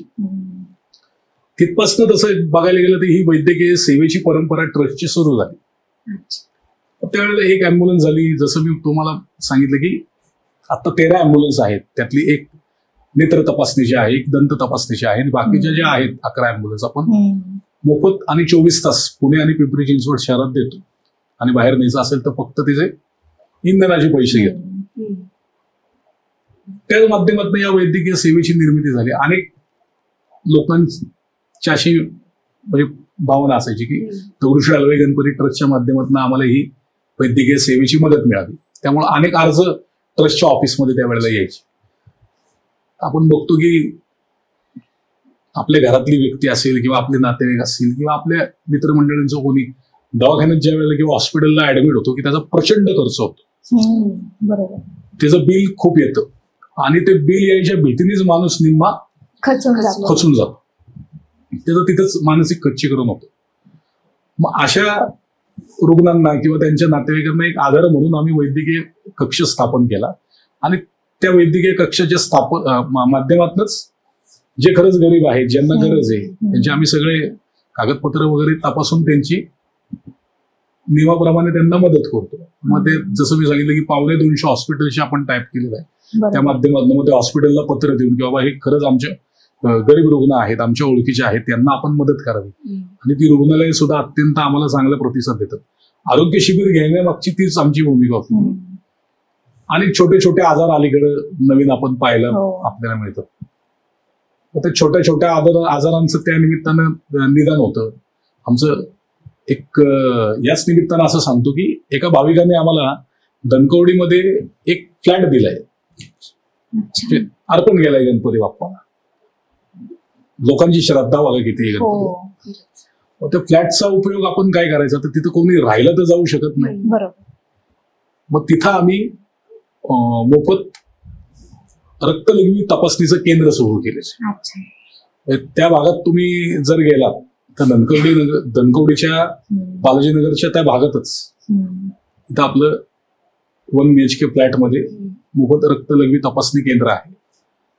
कृष्णा डायग्नोस्टिक जे सेंटर आहे, जे मला वाटतं बाणेरला आहे, त्यांच्या माध्यमातून आणि दगडूशेठ हलवाई गणपती ट्रस्टच्या संयुक्त विद्यमान तो उपक्रम आम्ही करतो. म्हणजे हजारो रुग्णांनी त्याची सुविधा घेतलेली. म्हणजे तुम्ही बघितलं असेल की त्याचा खर्चही खूप होतो. रक्त तपासायचे असेल त्याचा खर्च भरपूर होतो आणि या माध्यमातून मानव सेवाच होते. तिथपर्यंत पोहोचायचं असेल तर आमच्या अधिकृत वेबसाईटवर किंवा सोशल मीडियाच्या सगळ्या प्लॅटफॉर्मवर आम्ही ते नेहमी नंबर देत असतो. तिथे जाऊन भाविकांनी किंवा नागरिकांनी त्याचा अवश्य लाभ घ्यावा अशी आपल्या माध्यमातून मी सगळ्यांना विनंती करतो. आणि आवर्जून आम्हाला सांगावं की आमची वैद्यकीय सेवा किंवा वैद्यकीय मदत कशा पद्धतीची आहे. खरं तर मला असं विचारायचंय की बाप्पांचे जे महोत्सव साजरे केले जातात, आरास केली जाते, तर त्यामागे खरी काय कल्पना असते? आपली भारतीय संस्कृती किंवा भारतीय नागरिक किंवा आपण महाराष्ट्रातली लोक म्हणा किंवा पुण्याची लोक म्हणा हे उत्सवप्रिय आहोत. कुठलाही असेल तर आपण त्याचा पहिले उत्सव कसा साजरा करता येईल मग तो पारंपरिक पद्धतीनं याचा आपण विचार करत असतो. आणि त्याच परंपरेतनं किंवा त्याच माध्यमातून ह्या सगळ्या गोष्टी सुरू झाल्या. अक्षय तृतीयेला मंदिरामध्ये आंबा महोत्सव असतो. त्यावेळेला कल्पना अशी आली की आपण घरात सुद्धा पहिला आंबा देवापुढे ठेवतो, त्याचं पूजन करतो आणि आपण ते आंबा खायला वेळेसपासून सुरुवात होते. मग आपल्या पुण्यातलेच असे एक गणेश भक्त आहेत मंदार देसाई बंधू आंबेवाले आहेत आपल्या करवीर. त्यांनी अशी कल्पना मांडली की मी माझ्या स्वखर्चाने एक गणपती बाप्पा चरणी एक सेवा म्हणून आंबे मला व्हायची इच्छा आहे. मग त्याला वेगवेगळ्या पद्धतीने कशी आरास करता येईल जेणेकरून ते आकर्षक दिसलं पाहिजे. मग तशी ती 2010ला आम्ही तशी सुरुवात केली आणि आपण वर्षानुवर्ष बघता की ते अजूनच मोहक होत चालली. आणि अनेक लोक त्यावेळेला आंबा अर्पण करतात गणपती बाप्पाला. आणि विशेष म्हणजे ते अर्पण केलेले आंबे आम्ही ससून हॉस्पिटल असेल, पिताश्री वृद्धाश्रम असेल, आमचं बाल संगोपन केंद्र असेल, या सगळ्या ठिकाणी वागतो आणि मंदिरात येणाऱ्या भाविकांना सुद्धा ते वाटून देतो. त्यामुळं नुसतंच उत्सव साजरा केला नाही तर त्याच्याबरोबर ते विधायक कार्य सुद्धा किंवा सामाजिक कार्य सुद्धा त्या माध्यमातून ट्रस्टनी केलं असं म्हणायला हरकत नाही. मोगरा महोत्सव असेल की त्यावेळेला चैत्र असतो, उकाडा असतो. मग जसं आपण म्हणतो की आपल्याला जसं एक उष्णता जाणवते तसं बाप्पालाही जाणवत असेल त्याच भावनेतनं किंवा त्याच अनुषंगानं त्याच एक श्रद्धेनं मग ती मोगऱ्याची सगळी गणपती बाप्पाच्या अंगावर आरास केली जाते. त्यांना मोगऱ्याचा मुकुट घातला जातो आणि चंदनाची उटी. आणि भारतीय वारकरी महामंडळ जे आहे पुण्यातलं त्यांची भजनं पांडुरंगाची त्या गणपती बाप्पाच्या मंदिरामध्ये असते. आणि तो मोगरा आणि चंदनाचा सुगंध सगळ्या परिसरात दरवळत असतो. आणि मला असं वाटतं की प्रत्येक पुणेकर त्यावेळेला गणपती बाप्पाच्या दर्शनाला आल्याशिवाय राहत नसेल. आणि त्यामुळे अनेक मंदिरांमध्ये ही प्रथा सुरू झाली. मोगरा महोत्सव असेल, आंबा महोत्सव असेल, अन्नकोटाची परंपरा ही देशात आहे. म्हणजे जसं आपण बघतो की द्वारकाधीशाच्या चरणी नेहमी 56 भोग असतात. अनेक भाविक मग ते फराळाचे पदार्थ असतील किंवा अनेक मिठाई असतील, ह्या अशा अत्यंत कलात्मक दृष्ट्या असं ते देवासमोर द्वारकेचे श्रीकृष्ण आहेत त्यांच्या पुढे ते बांधलेले असतात. त्याच कल्पनेतनं आपल्याही मंदिरामध्ये अन्नकोटाची परंपरा अनेक वर्षाची आहे. जुन्या मंदिरात सुद्धा होत होता तसंच या मंदिरात सुद्धा. आणि हे सगळे भाविक देतात. विशेष म्हणजे हे ट्रस्ट आणत नाही भाविक किंवा आम्ही गुन्हे आणत नाहीत, सगळे भाविक. मग तो एवढा पदार्थ असून दे किंवा अगदी अर्धा किलो असून दे, पावशेर असून दे, 10 किलो असून दे, 50 किलो असून दे, अक्षरशः 100 किलो सुद्धा मिठाई अनेक भाविक देतात, आवर्जून देतात. आणि हे परत भाविकांनाच आम्ही छोटी छोटी पाकिटं करून भाविकांना तो प्रसाद दुसऱ्या दिवशी वाटण्यात येतो. त्याच्याबरोबर अन्नकोटाबरोबर दीपोत्सव सुद्धा असतो. कार्तिक महिना असल्यामुळे आपल्या इथं दिवा लावण्याची एक परंपरा आहे, भारतीय संस्कृती आहे. अनेक मंदिरामध्ये तुम्ही बघता की ओंकारेश्वराचं मंदिर असेल किंवा कोल्हापूरच्या अंबाबाईचं मंदिर असेल, तिथं काकडा तो केला जातो. ते कोजागिरी पौर्णिमा ते कार्तिक पौर्णिमा, त्रिपुरारी पौर्णिमा, काकड्याची परंपरा आपल्या वारकरी संप्रदायामध्ये सांगितलेली आहे. त्याला अनुसरून मंदिरामध्ये सुद्धा सकाळी काकडा होतो. तो काकडा प्रज्वलित करून देवाला दाखवला जातो आणि त्याचा सांगता सोहळा म्हणून अन्नकोट आणि दीपोत्सव मोठ्या प्रमाणात. आणि वेगळं वातावरण. अनेक जसं म्हणलं की आपण उत्सवप्रिय आहोत, अनेक उत्सव सुद्धा त्या निमित्तानं होऊन जातो. गणेश जन्माचा उत्सव मोठ्या प्रमाणात होतो, याला आपण माघी चतुर्थी म्हणतो. त्यावेळेला गणपती बाप्पाचा पालखी सोहळा असतो. पालखीतनं गणपती बाप्पाची पूजेची मूर्ती निघून आमच्या सिद्धेश्वर मंदिरात, नाशी दत्त मंदिरात भेट होऊन अशी सगळ्या नगर प्रदक्षिणा होऊन पुन्हा मंदिरात येते आणि मोठ्या महाआरती होते. आणि तसं गणेश जन्माचा सोहळा होतो. अंगारकी चतुर्थी असेल, गुढीपाडवा असेल, दिवाळी असेल, तुम्ही बघता की मंदिर खूप मोठ्या प्रमाणात सजवलं जातं. त्यामुळे एक वेगळं वातावरण, एक मंगलमय वातावरण आणि गणेश भक्तांना आनंद यातनं मिळतो. आणि गणपती बाप्पा हा सुखकर्ता आणि विघ्नहर्ता आहे, सुख देणार आहे, मंगलमूर्ती आहे. एक मंगलमय वातावरण त्यावेळेला तयार झालेलं असतं. आपले बाप्पा हे फक्त भक्तांचेच नाही तर सेलिब्रिटीजचे सुद्धा श्रद्धास्थान आहेत. आपण बघतो जसं की मागच्या वर्षी विवेक ओबेरॉय यांनी डायमंड देऊ केला होता बाप्पांना. आणि अशा काही स्टोरीज आहेत की ज्या आमच्या कानावर आहेत की जया बच्चन यांनी अमिताभ सरांचा जेव्हा ऍक्सिडेंट झाला होता त्यावेळेस नवस केला होता. तर अशा काही स्टोरीज आहेत, तर त्याबद्दल काय सांगाल? अशा अनेक कथा आहेत. म्हणजे अमिताभ बच्चनांचं असेल किंवा विवेकजी वगैरे असेल, शेवटी जशी सर्वसामान्य भाविक भक्तांची आपल्या सगळ्यांची जशी त्या गणपती बाप्पावर श्रद्धा आहे, तशी सेलिब्रिटी असतील किंवा कोण रंगकर्मी असतील, नाट्यकर्मी असतील, क्रिकेटर असतील किंवा ज्याला आपण सेलिब्रिटीज म्हणतो, प्रसिद्ध व्यक्तिमत्व असतील, अनेक गणपती बाप्पाला ते उत्सवाच्या काळात म्हणा, मंदिरात म्हणा, ते नेहमी येत असतात. शेवटी त्यांची श्रद्धा आहे, त्या श्रद्धेच्या माध्यमातूनच ते येतात. मराठी कलाकार तर आपले येत असते, हिंदी सुद्धा अनेक कलाकार आपण बघतो की तसे, किंवा आपल्या राज्यातले जे कोणी राजकीय व्यक्ती असतील ते सुद्धा आवर्जून, मी जसं मागाशी म्हटलं की पुण्यात आले की माणूस दगडूशेठला येतोच. त्याच पार्श्वभूमीवर कुठलाही कलाकार, कुठलाही सेलिब्रिटी पुण्यात आले की आमचा अनुभव असेल की तो आवर्जून पुण्यात असेल, तो रात्री उशिरा का होईना किंवा सकाळी पहाटे का होईना गणपती बाप्पाचं दर्शन केल्याशिवाय जात नाही. म्हणजे त्यांना सुद्धा त्या दगडूशेठ बाप्पाचा मोह आहेच. आणि अनेक सेलिब्रिटींचे अनुभव आपण, म्हणजे मला चांगलं आठवते की भारतरत्न सचिन तेंडुलकर यांच्या जी क्रिकेटची जी किट होतं, पेटी ज्याला आपण ते किट म्हणतो, त्या किटमध्ये सुद्धा दगडूशेठचा फोटो आहे. असं काही वर्षापूर्वी एक फोटो असा प्रसिद्ध झाला होता. त्यांना सुद्धा त्या गणपती बाप्पाचा मोह आहे. त्याच्यामध्ये सुद्धा गणेश भक्ती कुठे ना कुठे तिथे दडलेली आहे. आणि तीच गणेश भक्तीच गणपती बाप्पाची ओढ त्यांना खेचून आणते, असं म्हणायला हरकत नाही. गणेशोत्सवामध्ये आपण भरपूर गर्दी बघतो, तर याचं मॅनेजमेंट कसं केलं जातं हे खरं तर आपल्या प्रेक्षकांना सांगण्यासारखं आहे. तर याबद्दल काय सांगाल तुम्ही?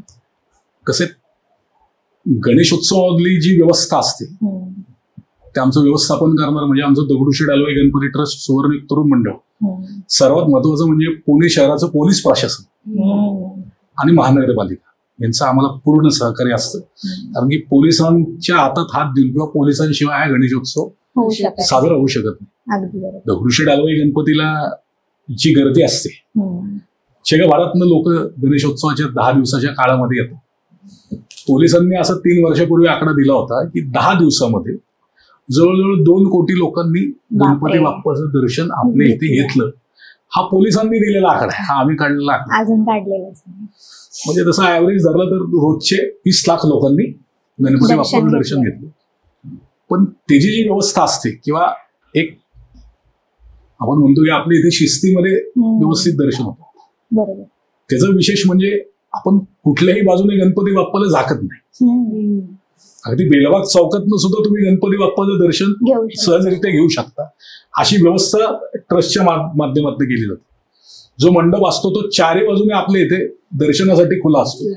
अगदी मंदिराचं जरी तुम्ही बघितलं की मंदिराच्या समोरच्या रस्त्यावरनं सुद्धा तुम्ही गणपती बाप्पाचं दर्शन करू शकता. आणि तेच समाधान भाविकांना मिळतं. त्याच्यामुळे गर्दी सुद्धा कमी व्हायला मदत होते.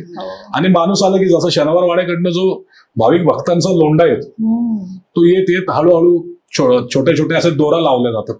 ते दोर पोलिसांच्या माध्यमातून, पोलीस असतील, पोलीस मित्र असतील, अनेक संस्था आहेत, त्या संस्थाच तिथं खूप कष्ट घेऊन ती व्यवस्था बघत असतात.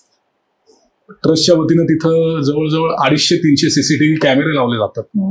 ते सीसीटीव्ही कंटिन्यू त्याचं आपण त्याच्यावर वॉच असतो की काय कुठलाही अनुचित प्रकार त्यामध्ये घडू नये, कुठलाही चुकीचा प्रकार त्यामध्ये घडू नये, अशा पद्धतीचं एक वातावरण आपण ठेवतो.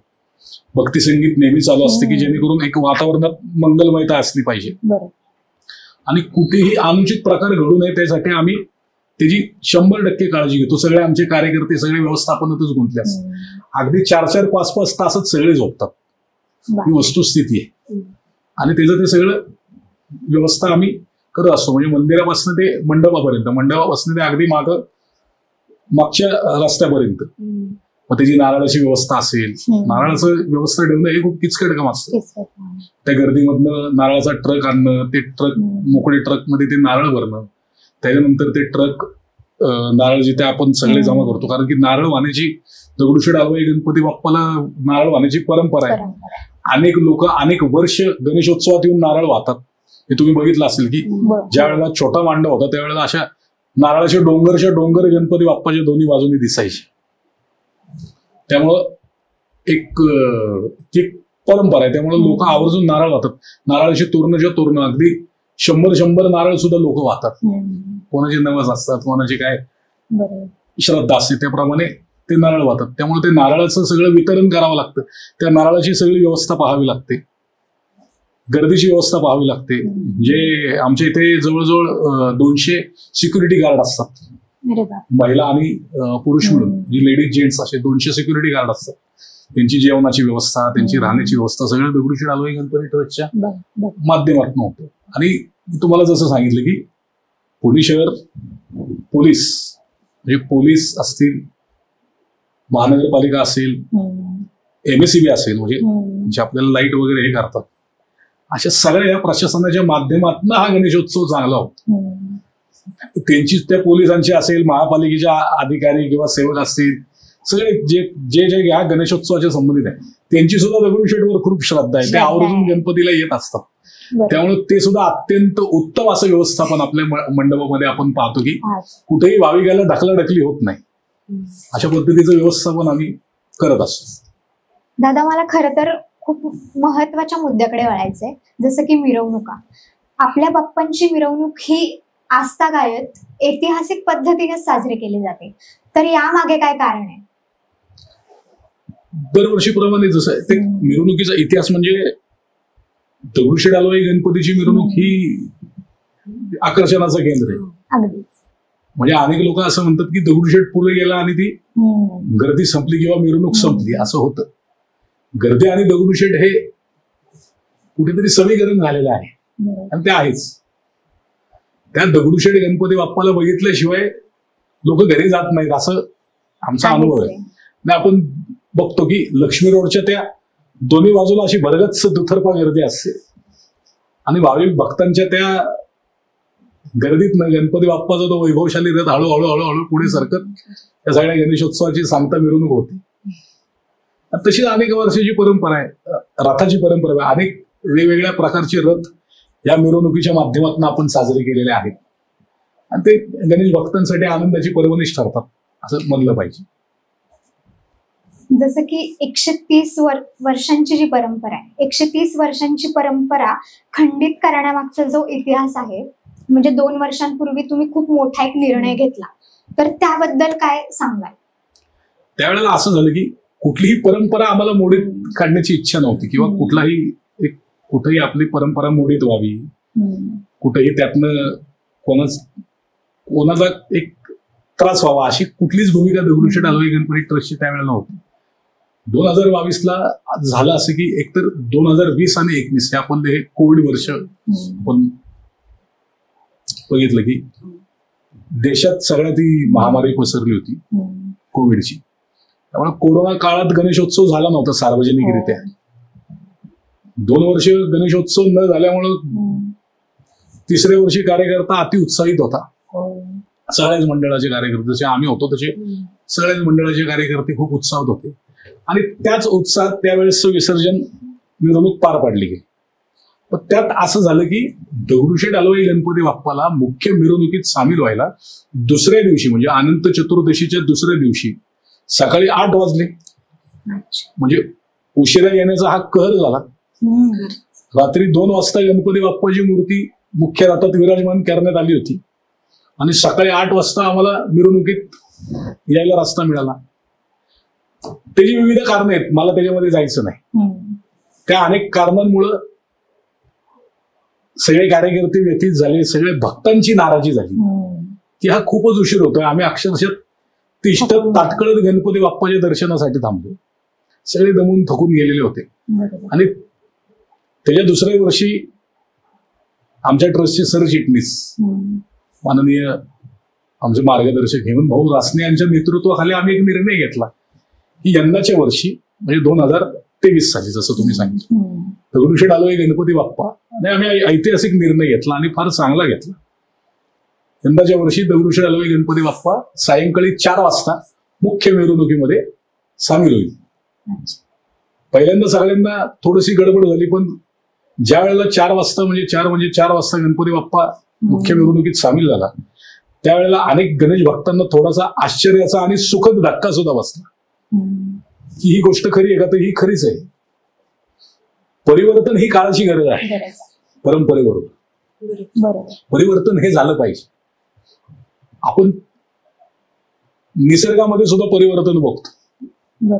आपण तर माणसं आहोत आणि हा उत्सव हा लोकोत्सव आहे, हा लोकांचा उत्सव आहे, हा लोकांसाठी आहे. लोकवर्गणीतनं हा लोकमान्यांनी सुरू केलेला हा सगळा उत्सव आहे. हा लोकांसाठी आहे.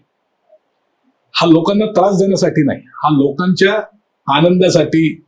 आता आपण पाहतो की माणूस कुठेतरी थोडासा असा कामाच्या व्यापानं म्हणा किंवा कुठल्या मानसिक त्रासलेला असतो, त्यातनं कुठेतरी त्याला आनंद मिळावा म्हणून हे असे उत्सव आपण सगळे साजरा करतो. गणेशोत्सव असेल, शिवजयंती असेल, नवरात्र असेल, दहीहंडी असेल, कुठेतरी उत्साह मिळावा, कुठेतरी आनंद मिळावा, त्या भावनेतनं आपण उत्सव साजरा करतो. आणि परिवर्तन हे काळाची गरज आहे. त्या परिवर्तनाच्या नियमानुसारच आम्ही तो निर्णय घेतला, बदल स्वीकारला आणि तो निर्णय घेतला की यंदाच्या वर्षीपासून दगडूशेठ हलवाई गणपती बाप्पा सांगितलं की सायंकाळी 4 वाजता मुख्य मिरवणुकीत सामील होईल. आणि अनेक गणेश भक्तांना तो निर्णय पटला आणि त्यांनी त्या निर्णयाचं स्वागतच केलंय हे मी ठामपणे सांगतो. आणि सर्वात महत्वाचं ते आहे की राज्यातनं देशातनं येणारे जे गणपती बाप्पा जे भक्त आहेत, जे मिरवणुकीच्यासाठी गणपती बाप्पाच्या दगडूशेठच्या दर्शनासाठी आवर्जून येतात, त्यांनी फार आम्हाला चांगला प्रतिसाद दिला आणि अत्यंत चांगली प्रतिक्रिया दिली की आपण अत्यंत चांगला निर्णय हा आणि हा चांगला पायंडा पाडला गणेशोत्सवाच्या माध्यमातून परिवर्तनाचा. आणि जिथं गणेश भक्तांना तो निर्णय पडला त्यामुळं आम्हाला सुद्धा त्याचा फार आनंद झाला आणि ती परंपरा आम्ही कायम ठेवणार आहोत. दगडूशेठ हलवाई गणपतीचे भविष्यातले काय प्रकल्प असणार आहेत? दगडूशेठ हलवाई गणपती ट्रस्टच्या माध्यमातून जसं मी तुम्हाला सांगितलं की मानवसेवेचं कार्य हे महामंदिराच्या वाटचाल आम्ही म्हणलेलं आहे. त्यामुळे आम्ही ती वाटचाल कायम ठेवून एक प्रकल्प असं घेतलं की आम्ही पुण्याच्या जवळच आपलं जे खेड शिवापूर आहे आणि खेड शिवापूरवरनं सासवडला जाणारा जो रस्ता आहे तिथे रस्त्याला वारवडी मधून गावात 36 एकर एक जागा आम्ही घेतली, भूखंड घेतलाय. त्या जागेवर आम्ही अनेक प्रकल्प सामाजिक कार्याचे आमचे प्रस्तावित आम्ही केलेले आहेत. जसं मागाशी मी म्हणलं की असंख्य भाविक भक्तांच्या श्रद्धेय दान देणगीतून हे सगळं घडतं. बरोबर. आज गणपती बाप्पा आहे म्हणून त्याचे भक्त आहेत, भाविक आहेत, ते भाविक आहे आणि त्यामुळे आमचं हे सगळं ही संस्थानं ट्रस्ट चाललेलं आहे. गणपती बाप्पाच्या कृपेनेच आमच्या ट्रस्टवर लोकांचा विश्वास आहे, त्याने भरभरून ते देत आहेत. मग त्यांच्यासाठी आपण काहीतरी केलं पाहिजे. या अनुषंगानेच आम्ही अनेक प्रकल्प त्यामध्ये मग गोशाळा असेल किंवा कुठेतरी आपली एक संस्कृती जी हरवत चाललेली आहे, भारतीय संस्कृती असेल किंवा महाराष्ट्राची जी परंपरा, भारतीय परंपरा असेल, त्याचं एक आम्ही भारतीय संस्कृतीचं केंद्र करण्याचं विचारात आहोत. गणेश भक्तीला कुठेतरी चालना मिळावी, गणपती संप्रदाय कुठेतरी वाढावा, या अनुषंगाने आपल्याला तिथे काही करता येईल का. आणि आमचे जे आत्ता जे चालू प्रकल्प आहेत म्हणजे मग आमचं ITI कॉलेज आहे जे जिल्ह्यात 2 नंबरच आहे. पहिलं महाराष्ट्र शासनाचं आहे औंधचं आणि दुसरं आमचं आहे. तिथे 6 ट्रेड आहेत, टेक्निशियन आहे, टर्नर आहे, फिटर आहे, वेल्डर आहे, ब्युटिशियन आहे. ग्रामीण भागातल्या तरुणांना या माध्यमातून रोजगार निर्मिती होते. ते ITI केंद्र तिथं आम्ही करणार आहोत, पिताश्री वृद्धाश्रम तिथे सगळं करणार आहोत, बाल संगोपन केंद्र करणार आहोत, गोशाळा तिथं बांधणार आहोत. असे अनेक प्रकल्प जे खऱ्या अर्थानं मानवसेवेच्या महामंदिराकडे वाटचाल करणारे असतील हे दगडूशेठ हलवाई गणपती ट्रस्टच्या माध्यमातून अवश्य तुम्हाला पाहायला मिळतील आणि भाविक सुद्धा त्याला भरभरून प्रतिसाद देतील अशी मला अपेक्षा मी अशा आपल्या माध्यमातून व्यक्त करतो. तर मंडळी, आजच्या पॉडकास्टमध्ये अक्षयदादांनी आपल्याला खूप छान माहिती दिली. दगडूशेठ गणपतीचा इतिहास, त्यामागची भक्ती, सामाजिक कार्य आणि गणेश उत्सवाकडे बघण्याचा एक नवीन दृष्टिकोन. गणेश उत्सवाच्या निमित्ताने आम्ही नवनवीन विषय घेऊन तुमच्या समोर येणार आहोत. आजचा हा पॉडकास्ट आवडला असेल तर लाईक करा, सबस्क्राईब करा आणि शेअर करायला विसरू नका. जय गणेश.